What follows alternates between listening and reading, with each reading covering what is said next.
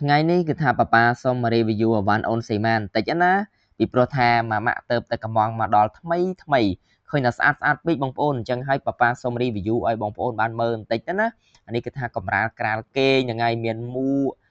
កនេះគឺថាមួកចាក់ណាបងប្អូនមានគ្រប់ពូមានដល់តែ5ពូអាហ្នឹងអានេះគឺថារ៉ូបបងប្អូនបាទរ៉ូបគេខោចមែនទែនហើយនេះសម្រាប់ជូតពេលយ៉ាងងុតយ៉ាងអីហើយអញ្ចឹងណាហ្នឹងហើយបងប្អូនហើយអានេះតេតងទៅនឹងឈុតគេងហ្នឹងហើយឈុតគេង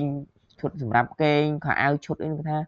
ខ្ជុតណាបងប្អូននេះស្រោមដៃស្រោមជើងមានតាំងពីមួកមាននិយាយទៅមកឈុតគេហ្មងគឺថាខ្ជុតណានេះអានេះឈុតភីងអញ្ចឹងណាបងប្អូនហ្នឹងហើយឈុតភីងមានមួកមានអីដូចគ្នាអញ្ចឹងគឺថាយើងបានកំងខ្លះត្រៀមសម្រាប់គាត់ពេលដែលថាគាត់សម្រាលមកគឺថាយើងមានត្រៀមសម្រាប់គាត់ស្រាប់មិនពិបាកយើងរត់ទៅទិញឆ្វេងឆ្វាញអញ្ចឹងទៅណាអញ្ចឹងយើងមានខ្លះបដាទៅដល់ពេលគាត់គ្រប់មកគ្រប់ខែគឺថាយើងមានគ្រប់គ្រាន់ដែរអញ្ចឹងស្រួលបងប្អូនបាទហើយនេះគឺថាសម្រាប់យើងដាក់បិទនឹងកកគាត់ឲ្យគាត់ញ៉ាំបបរញ៉ាំអីហ្នឹងជៀសវាងកុំឲ្យប្រឡាក់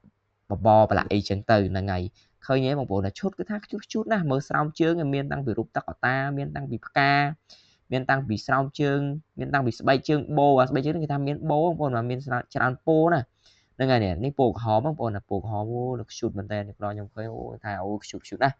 នេះពោសស្បែកជើងដូចស្បែកជើងក៏ដូចស្រោមជើងណាហ្នឹងគឺថាយើងវាពិបាកថាណាហ្នឹង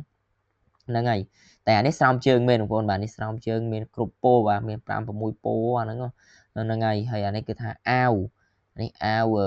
វឈុតហ្នឹងហើយអាវឈុតមកមួយពោអញ្ចឹងថាខ្ជូតណាស់បងប្អូនអើយនិយាយថាអញ្ចឹងហើយខ្ញុំឃើញថាស្អាតហើយខ្ញុំ